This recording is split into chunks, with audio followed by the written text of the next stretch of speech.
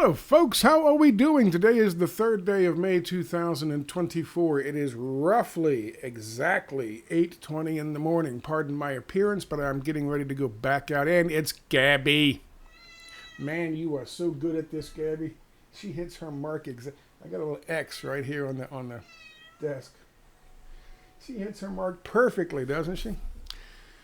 What will she spray on today while I'm talking to you guys? Oh. She took that personally. I didn't mean to insult you, Gabby. Anyway, that's a cameo. Definition of a cameo. What are we talking about today? I gotta watch her for a second. She's a nefarious cat. She has a lot of personality, but she is nefarious. I think she's a CIA cat. I think she's CIA or DIA. She's here to spy on me. I didn't set this thing up. I got all this stuff going on this morning, and I've got to go next door and continue. I got to finish that thing off this morning.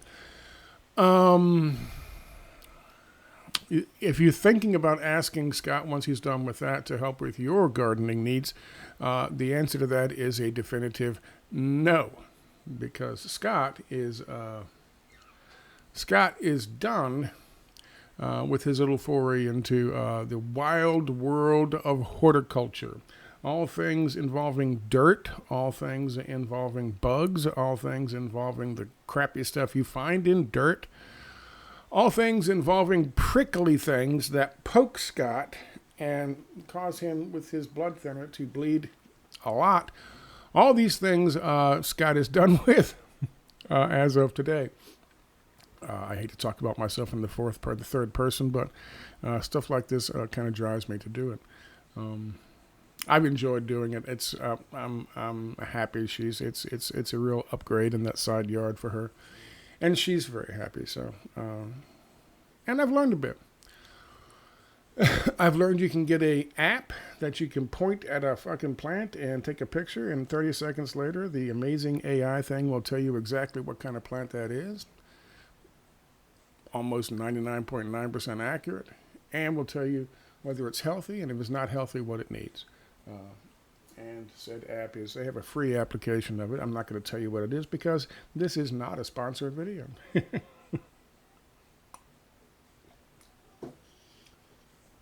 The Horticulture Association, the Gardeners Association of America thanks me for saying that. So that's this morning. Quick video. And I mean it this time. Stop saying stupid fucking shit that comes straight from Hasbro. Stop it. Just stop it. Use your fucking head. I showed you the other day some individual, like a Don Lemon kind of dumbass person or some asswipe, who was saying, "Oh my goodness, look, I'm really believing that this whole thing is being orchestrated by the deep state to destabilize us." And now, of course, Speaker of the House, Mike Johnson, is saying the same thing. All you guys out there on the alt-right and alt-left who've been parroting that dumb shit because you hear it from people on the take up above you, that's who you're standing in league with. Those are the kinds of people you're standing in league with. And I also believe now that Trump is saying the same shit. He's calling for Netanyahu to resign, but he's also saying the same dumb shit. Mike Johnson said, I think that it's all being orchestrated by somebody above to cause problems in America and destabilize stuff, just like the Black Lives Matter movement. Why? Because when he went to one of these encampments in UCLA, where all the fucking Zionist kids were attacking fucking demonstrators violently, like like their parents do in fucking the West Bank, because they want to steal some land from somebody. And of course the cops just stood there and did nothing about that. And then once that was over, then the cops came and bashed the fucking demonstrators on the head. His opinion when he went and visited that location, which I'm sure somebody has erected a weeping wall there for him to wear a fucking yarmulke and pretend like he's praying and touch the wall because of all the anti-Semitism. And I'm just tossing that out there. If all of a sudden one of you fucking influence peddlers says, "Oh my God, that's a great idea," You're welcome. Mike Johnson said that because some of the tents looked similar and were the same fucking model and the same color, it must be fucking the CIA doing it or some dumb fucking shit. Understand this. If you don't get anything other than this out of the video, that's great. Let me say this, and then you can click off and move on to whatever else you're doing with your day, and that's awesome. Understand this. The people who fucking plan out Hasbro disinformation campaigns and propaganda campaigns for us, the explaining campaigns, propaganda campaigns inside Israel, the explaining to the dumb goyim outside Israel, of course. That's how they view the world. They're not stupid. They don't live in a fucking bubble. They understand. They read. They pay attention to what the alt media is doing and talking about. And so when the alt media rightly figured out that the Black Lives Matter thing was a destabilization campaign, they understood they could use that later. And here they are using it now. Discredit by association. And they're going to come up with any kind of bullshit. We talked yesterday about Soros investing in some fucking his Sunshine's Foundation and the Rockefeller Foundation, which literally pumps money into thousands of little fucking things and groups every fucking year. Happen to have been funding 3 of the organizations that have shown up to some of these fucking protests. That doesn't equate to, oh my God, George Soros is behind all of this, unless you're a moron or unless you're fucking the folks at the New York Post. And they have their own agenda at the New York Post. They've been highly supportive of Zionist agendas throughout their history. Anyway, so they understand if you can make connections between this thing and that thing, and the people you're targeting hate that thing, then they're going to hate this thing as well. Just called smearing by association, discrediting by association. And what they want to do, what they really want to do is discredit these fucking protests. So they know if they can tell people, oh my God, they're doing this, it's a destabilization campaign. The people in our alternative community will buy that stupid shit because I'm smart. I know destabilization campaign. Oh yeah, okay, it's a destabilization campaign. I'm not going to go show up to those. And I'll condemn people who are.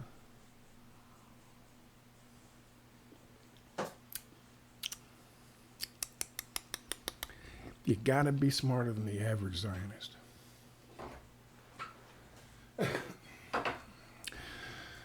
They tried to do the same thing with Occupy. They tried to do the same thing with the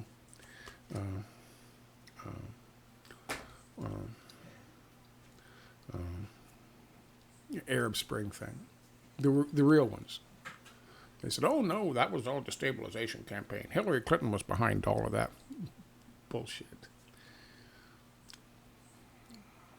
They put these things out there for us because they are trying to discredit the notion that pushing back can have positive results.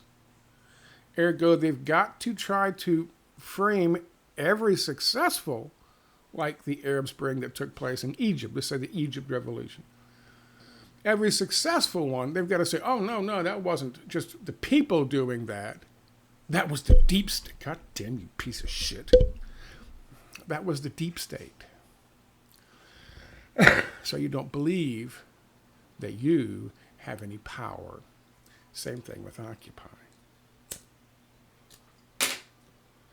Please stop fucking telling people or trying to tell people, even if you don't want to go to them yourselves, please stop trying to tell people it's all being done by the deep state. It's not. The deep state is Zionist. Don't be... I was pissed off the other day when I was talking about this shit. I said, don't be stupid. Don't be stupid. I said it this time without being pissed off, except I'm pissed off at my mic stand. The other thing, which is one of the reasons I'm a little antsy about this video, the other thing is Norman Finkelstein. Mr.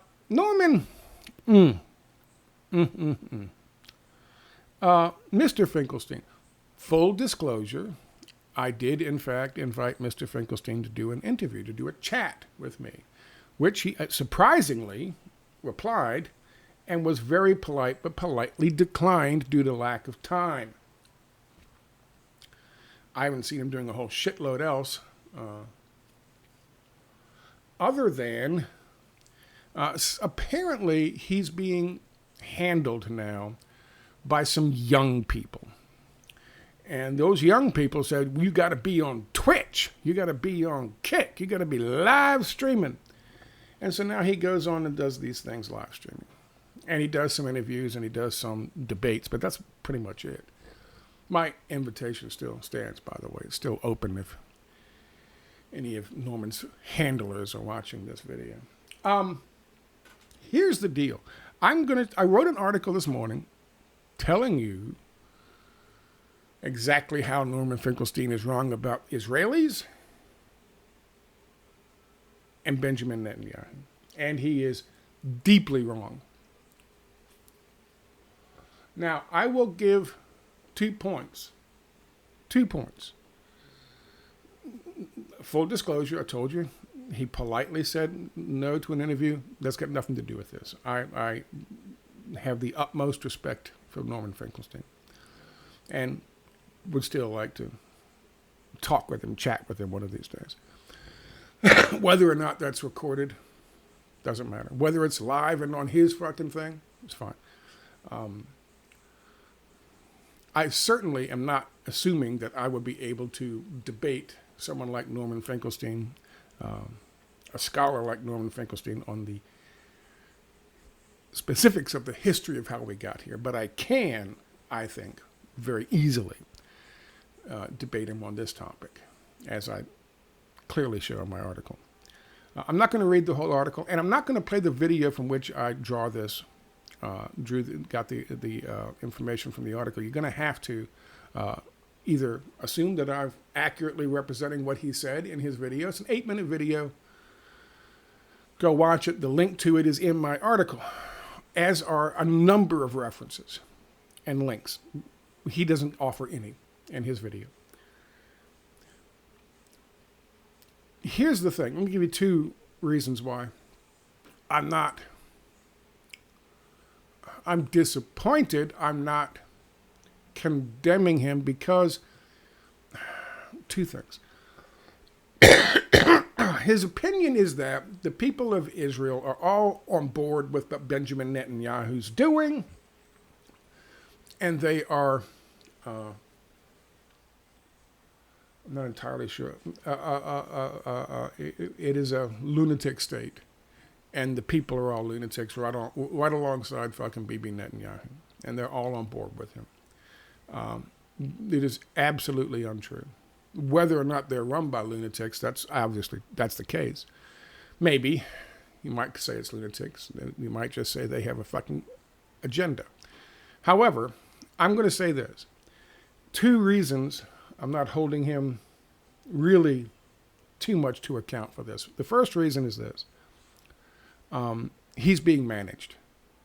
And this is a video, it is a short clip that his people, his young people who are managing him, took from apparently some kind of live Q&A thing where they can, drum up money for him. You can do that during live streams and people can make donations and shit. Don't know what his financial situation is. I'm not talking about that. I'm saying because it's a live stream, and because he is answering off the cuff, but he does have paperwork, which he folds through, and then he quotes something in terms of his one resource he offers, which, by the way, is not proof of what he's saying at all in the slightest, and I proved that in my video. But he did have that. So maybe he knew the question was coming. Maybe it was a control. I don't know. And I'm only assuming it was from a live stream. So I'm going to give him credit for that, in that it's not a thing that he had really prepared for. Maybe he had been reading these statistics, and he worked that into the answer. Don't know. But I'm going to give him credit. And that this, I'm going to say maybe it was because it was just off the cuff. Okay? That's the first one. The second one is this. I am by no means going to besmirch Mr. fucking Finkelstein for his opinion when it comes to how he has been treated by Israelis, certain class of Israelis, a certain group of Israelis. I think he is no longer allowed in, he is a fucking Jew. He should be allowed to go to Israel. His people, his family. He lost a lot of family members during the Holocaust, in the concentration camps and the work camps. His mother and father both survived, and they taught him many valuable lessons coming out of it. But he has many family members who did not. So for someone like him, and this is true for a lot of Jewish people, including Jewish people living in Israel, for someone like him to see the state of Israel and the rabid fucking supporters of the Zionist state in Israel, inside Israel and out, using the Holocaust to justify genocide in Gaza, has got to be particularly unnerving. I get that. I can't empathize because nothing to compare it to. Like when people say, well, why would Hamas do this? You have nothing in your life to compare to what they've been through. So don't try. I'm not going to try with Mr. Finkelstein, okay? I'm going to say this. I can sympathize. I get, and I've seen him react to people when they did that shit. Trying to fucking start weeping with their crocodile tears about what happened and to justify killing fucking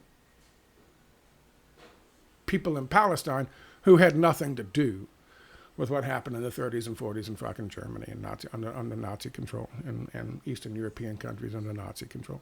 Nothing. That's got to be particularly offensive to people who have lost folks during that time. Not just for him, but also for people, Jewish people, and gay people, politically active people, whose grandparents were politically active in Germany at the time, Roma, gypsies, lots of people. Okay?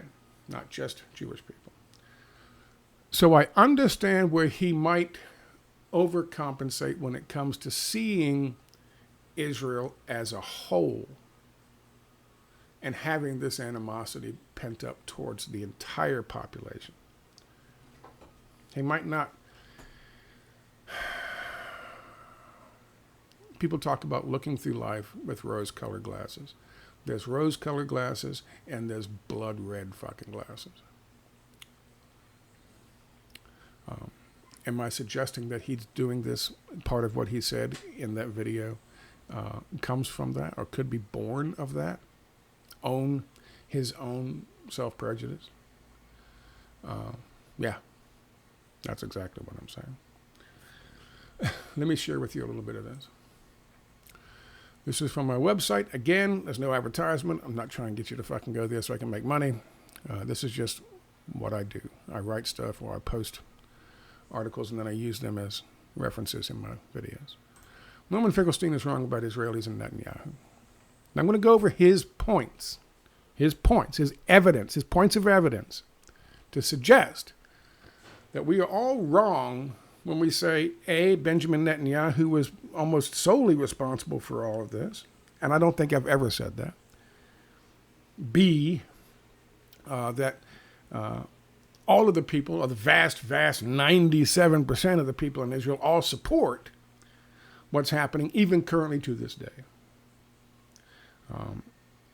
And that he would be reelected, or he's not continuing this because he's trying to avoid prosecution and being kicked out of office. These are his main points.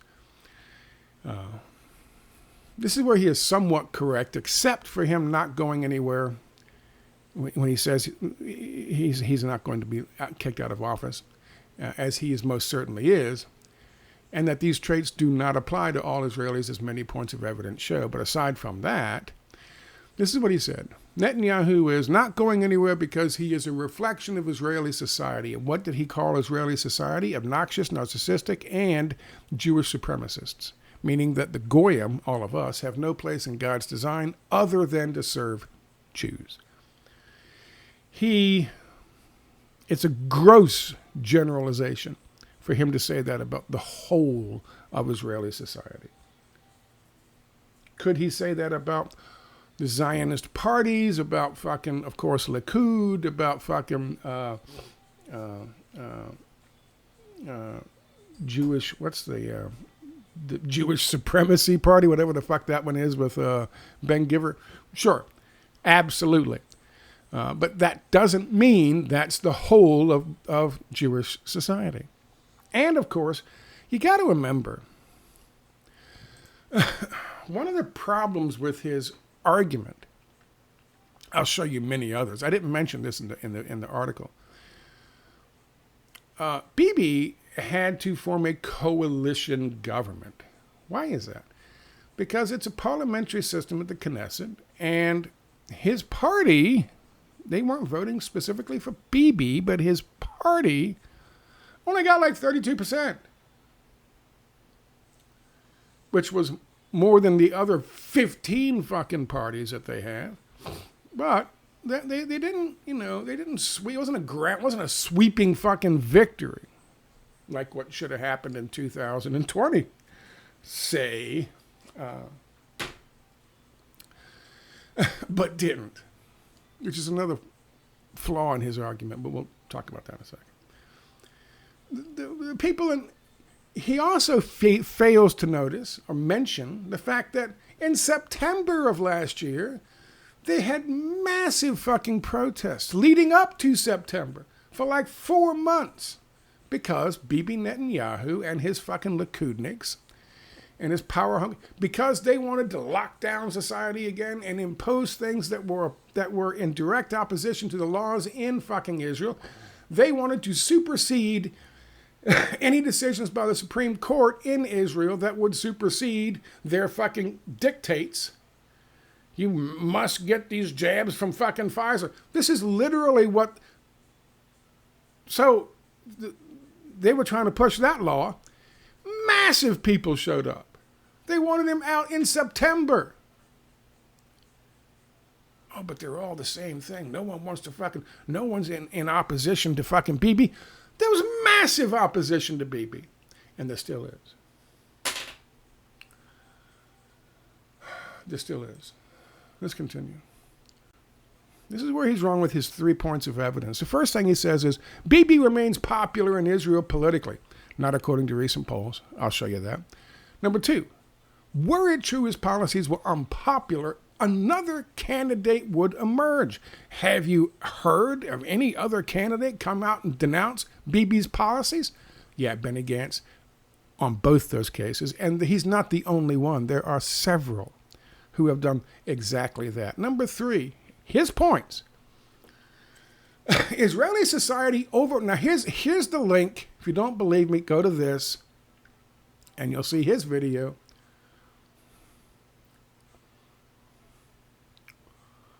Posted up, I think, yesterday, 22 hours ago. Everything you know about Israel is wrong. That's the video. It's 8.5 minutes long. It's not a huge investment of your time.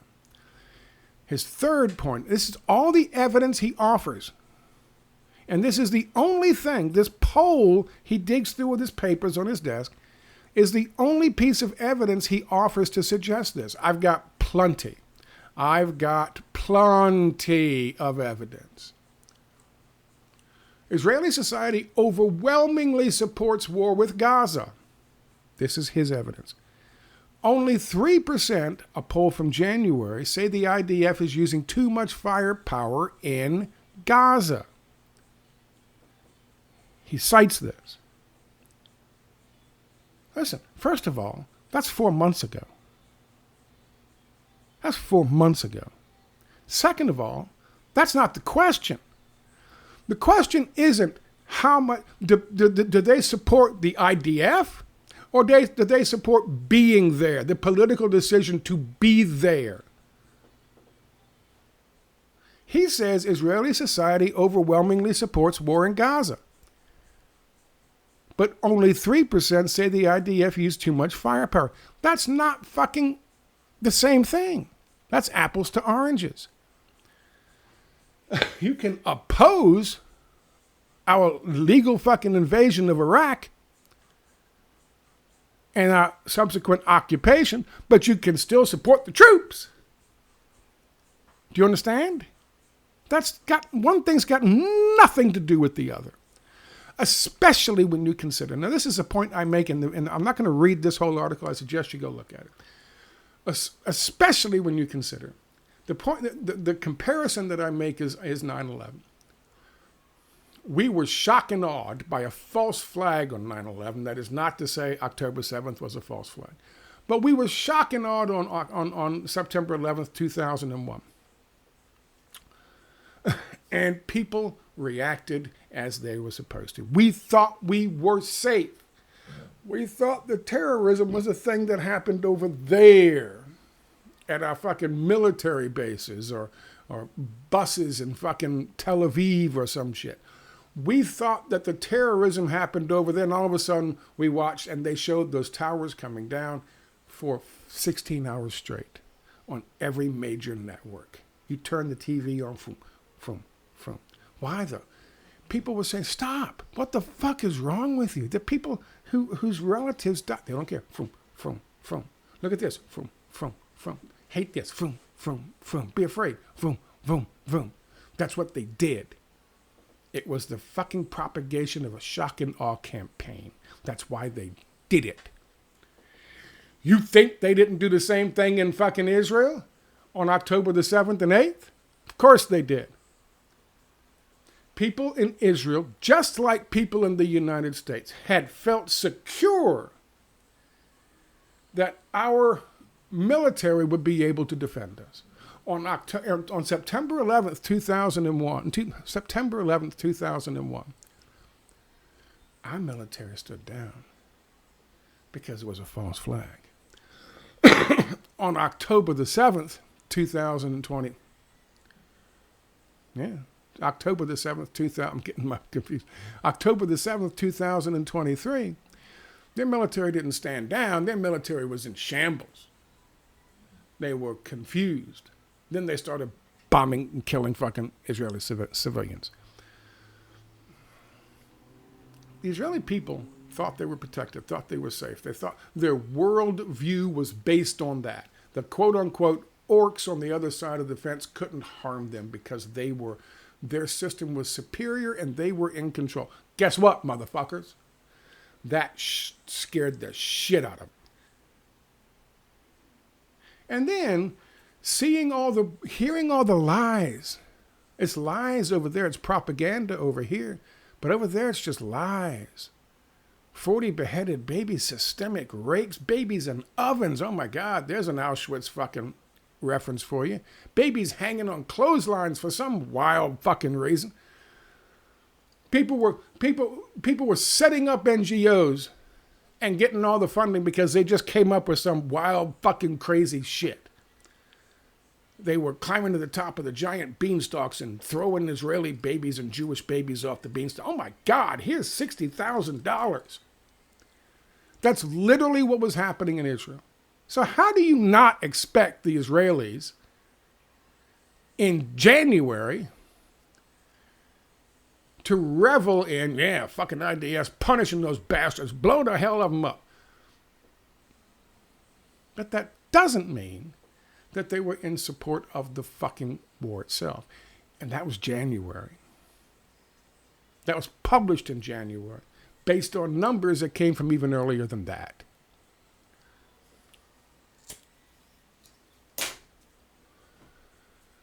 Two months, it's kind of fresh. Look at the shit we were doing. We were chasing fucking the Dixie chicks down the street with fucking sticks and pitchforks and torches.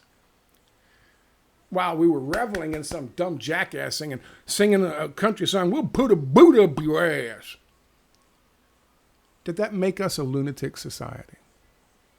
Did that mean we were all on board with that?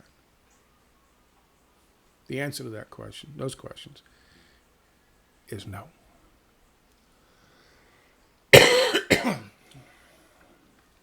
No.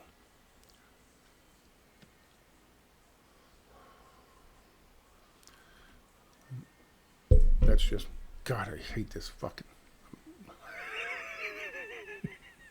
My response to this point. Netanyahu is not popular in Israel right now, and for months Israeli press has been saying that there will be snap elections when this is over and he and Likud will be out. Jerusalem Post posted 3 days ago.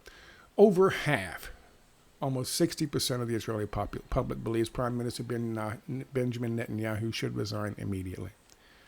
And 28%, almost 30% of those who voted are those, including 30% of those who voted for his bloc that supports Netanyahu. And that was just the other day. That's current. That's not some bullshit number from a bullshit fucking, which he doesn't provide us a link to, so we have no idea the validity of it or the source. But it's not from January, and that does address the direct question. That's the first thing. Second point. Yes, other leaders have emerged, and yes, they are openly opposing Netanyahu's war in Gaza, and there are discrepancies among his war cabinet appointees in terms of how or even if this conflict should continue. Here are two sources, The Hill and NBC. And by the way, the one about the poll was Jerusalem Post. And I provide links to all of these, unlike Mr. Finkelstein.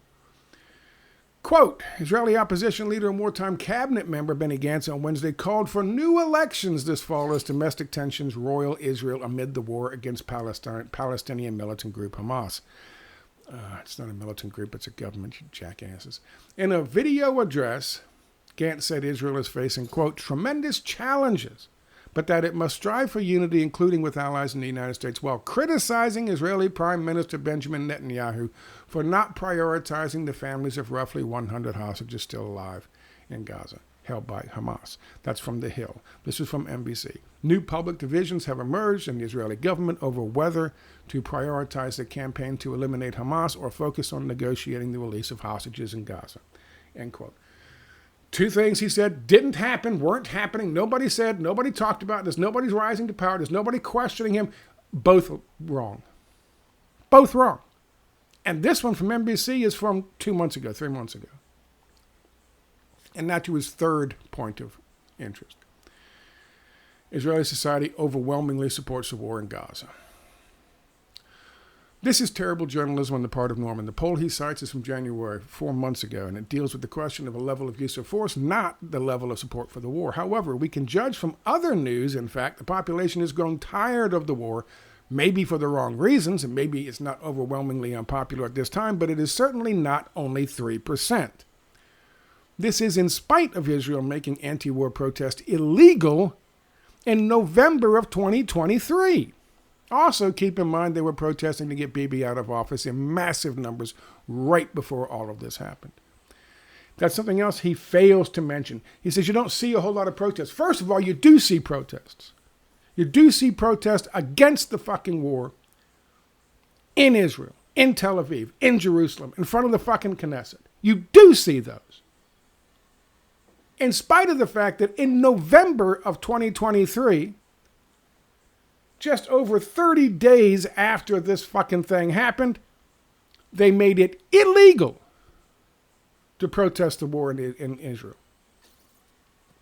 And as of February, early February this year, they were still arresting people who were trying to fucking hold protests. Now, the massive protest that took place in front of the Knesset in fucking Jerusalem, I believe it was Jerusalem. Don't quote me. There were too many of them. They had to let that happen. Here are the quotes from CNN, Times of Israel, and Democracy Now! And of course, Reuters. You can read them, stop the video, read them yourself. Oh, I'm sorry. There's another one. 972. On the evening of January 16th, several dozen activists gathered in front of the Kira in Tel Aviv, home to Israel's defense ministry and army headquarters. It was one of the first Jewish-Israeli demonstrations explicitly condemning the military's assault on Gaza Strip since the war began, and police acted swiftly to suppress it. Dozens of officers were deployed in advance. They refused to allow the protest to take place in its intended location. They confiscated signs, reading "Stop the Massacre," on the grounds that these offended the public sentiment. And only one activist was arrested. Several others were beaten in the head by police. That's from 972. Read the rest of them yourself. I got to go out there and do fucking gardening, horticulture. Now I'm going to respond to. So there is his statement, with no fucking evidence except his stupid poll from January that answered a different question. Here's mine. Here's my response. Which one's better supported? Which one's more accurate? Now the direct statements made by Finkelstein, and I shall reply simply as best as I can. If no leader emerges to replace him, it's because the whole population agrees with what Netanyahu is doing, said Finkelstein. Good God. Wrong on so many levels. Does the whole population of the United States agree with Biden and Trump because no leader has emerged to oppose them? No. It's because our system is fucking corrupt. Was it Egypt we staged the one-candidate election after the people ousted our dictator? Did no one oppose him? Of course not. Besides, as I have shown, candidates are emerging that have been for quite some time. There's several candidates. Benny Gantz is the first in the primary and will probably be the next prime minister once this thing is over.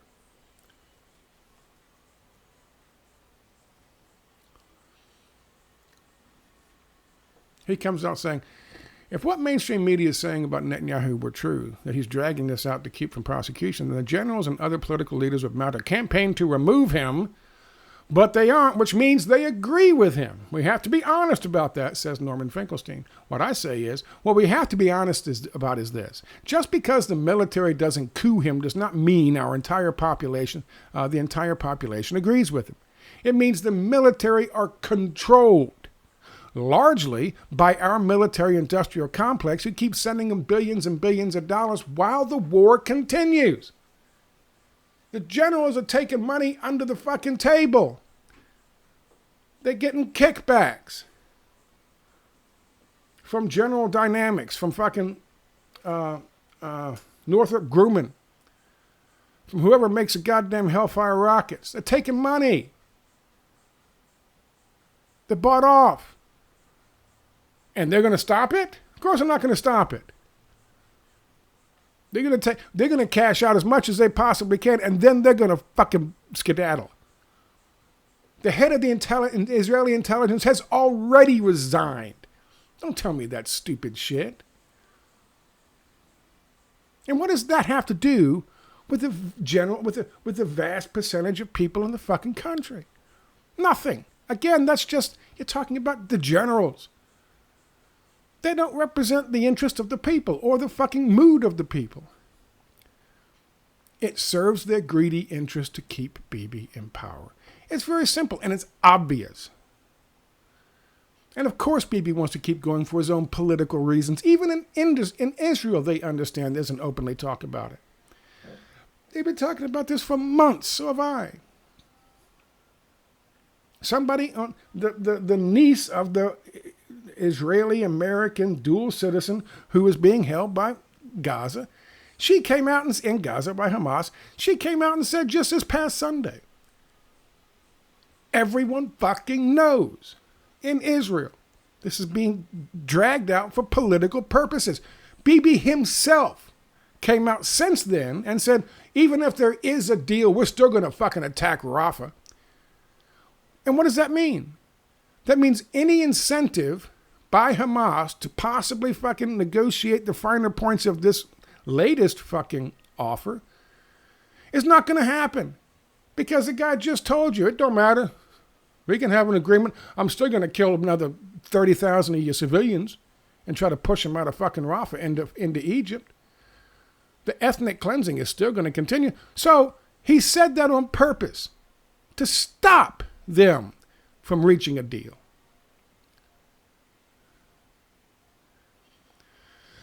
Of course, this pisses off the people of Israel. Continuing.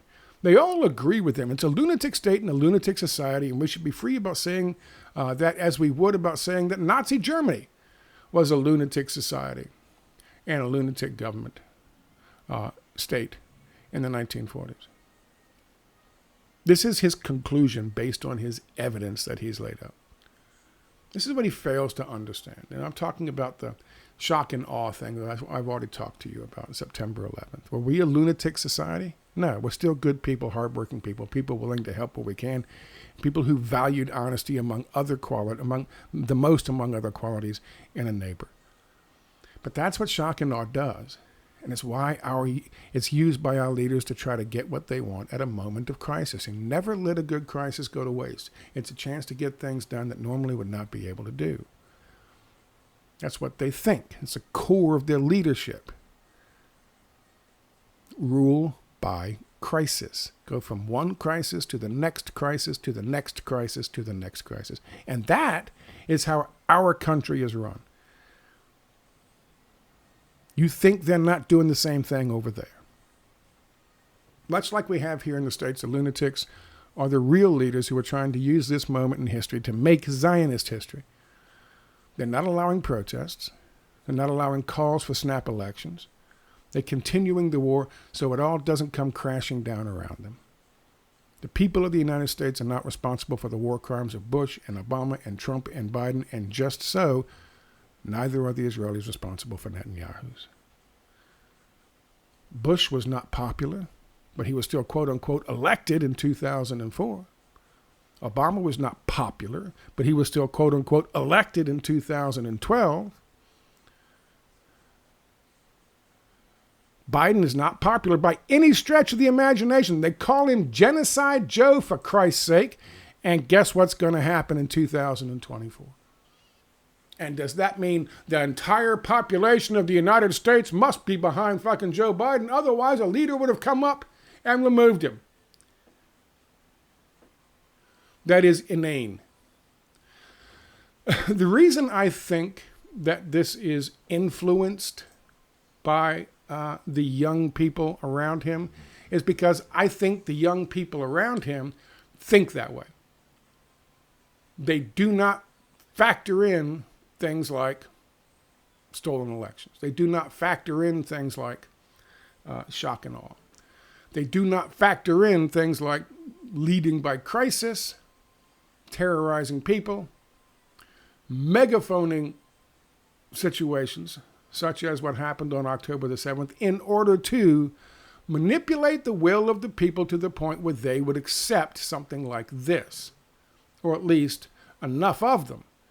But remember, they themselves have told you that they don't trust the population to stay on board with this because 36 days after it happened, they enshrined the legality of making illegal any kind of protests against the war.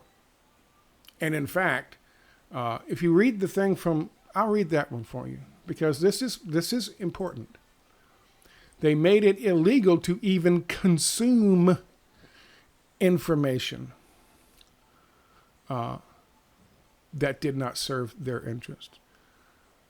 In November of 2023, Democracy Now! Reported on Wednesday, Israel's Knesset amended its counterterrorism law, introducing a new criminal offense, the consumption of terrorist material.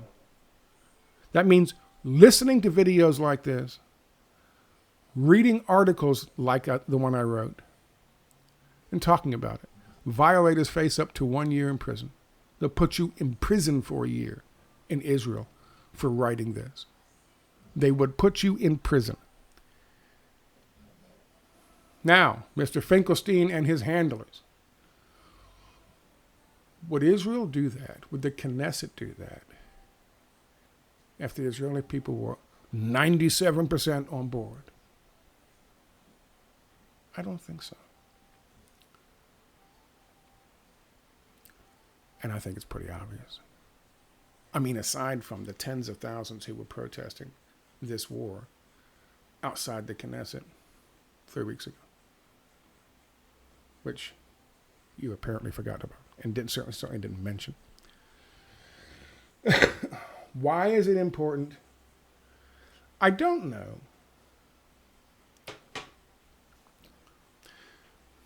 But I will. Maybe I told you the first two things to start this thing off with. Maybe this is formulated because of his own experience, and he's tired of being called the self-hating Jew because he opposes Zionism, not Judaism, Zionism. Maybe he's angry, so angry at people who use the Holocaust to do shit like this, and so that tempers, that flavors his perception, the blood-colored glasses, altered. But there's another option. I gave you two. Here's the third. And this is probably, depending on who he's got aiding him, these young people, this is disinformation. Designed to try to keep us, just like they're trying to keep us from joining the fucking protests, follow along with me, by associating wrongly those protests with Black Lives Matter and the destabilization campaigns. Smear by association. This is similar. The message seems to be stop calling for the removal of Netanyahu because it's not really fucking Netanyahu, it's all of them. So removing Netanyahu is going to do nothing anyway. Bull fucking shit. And they say bullshit in fucking Israel. They say bullshit in Tel Aviv. They say bullshit in fucking Jerusalem. Bullshit.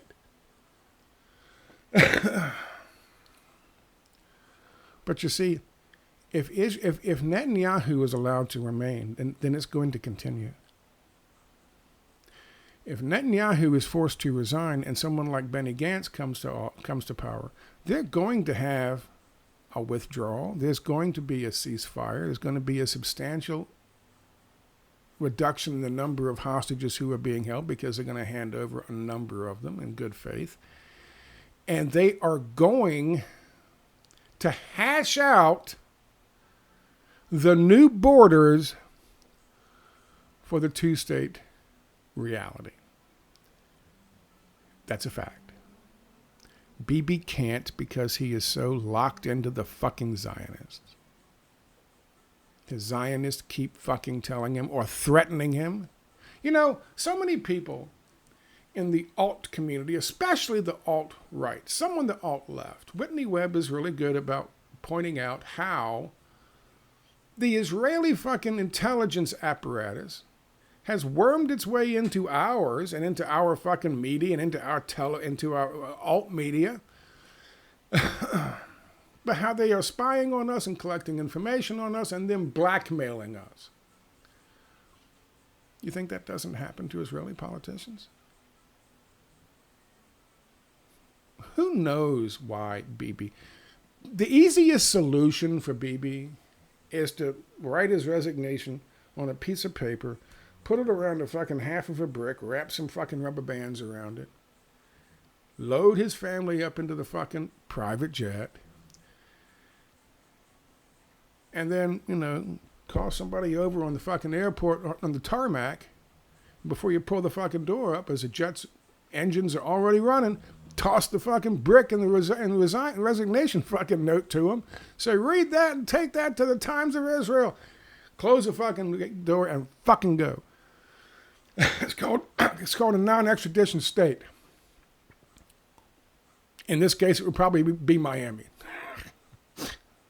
Because we let all kinds of terrorists into fucking Miami, remember? And they never have to worry about it. It's probably Miami. He's probably headed to Miami.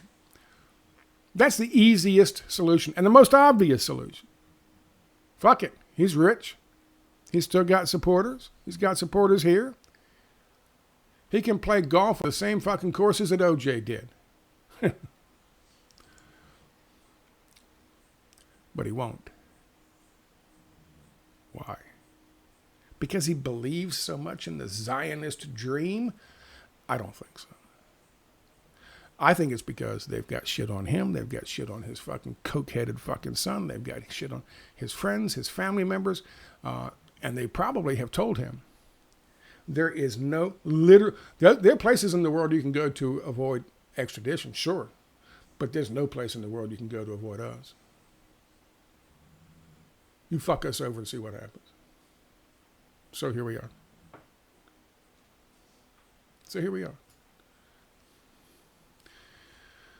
But if world opinion, the big fucking masters of the universe are already saying this shit's going on too long, some shit's got to happen. Even Trump himself has said BB's got to go. When public opinion pushes so fucking hard that he's got to go as a representation of this. As a representation. You mean to tell me you don't think if we had succeeded in fucking in getting rid of fucking Dick Cheney and fucking George W. Bush in 2006 like we were supposed to, you mean to tell me you think the fucking Iraq war is going to continue? The next person comes in and goes, oh, well, next man up. Let's keep bombing Iraq. No. Because public opinion matters. It matters. If only in appearance. We got the change candidate in 2000. Fucking John McCain was screaming, bomb, bomb, bomb, bomb, bomb Iran. So we got the change candidate in 2008. What happened? No change. No change. If Bibi is a symbol now of this, symbolism matters. You get him the fuck out. The next person coming in is going to have that in his head, and they're going to say, we're going to cut a deal. We're going to withdraw troops. We're going to figure this thing out. The next person who walks into the office, because Bibi's too scared to do it for some reason, the next person who walks into the office he's going to be in the history books as being the guy or woman who finally brought peace to the Middle East. Mohammed bin Salman has said that. Erdogan has said that. The leaders of Qatar and of Jordan, Malaysia, they've all said the same thing. And so too, by the way, did Kissinger. A month into this, in November, if you don't recall. So too did the Biden administration. A long time ago, in an op-ed for the Wall Street Journal. Everyone knows. So stop pushing this bullshit. Stop pushing this disinformation campaign.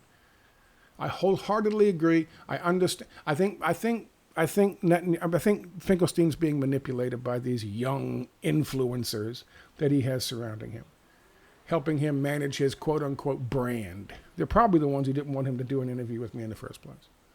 Because I seriously doubt Norman Finkelstein has any idea, yay or nay, whether to do an interview with me, because I'm not even on the radar, or his radar. Okay, I said I would do a short video, and here we are 40 minutes later. I'm sure it's around that time. Anyway, you know me. You know what you're in for. I got to go deal with this, and I will talk to you guys later. Thank you so much. Have a good Friday. And I do mean this. Thank you so much for your time. Bye-bye.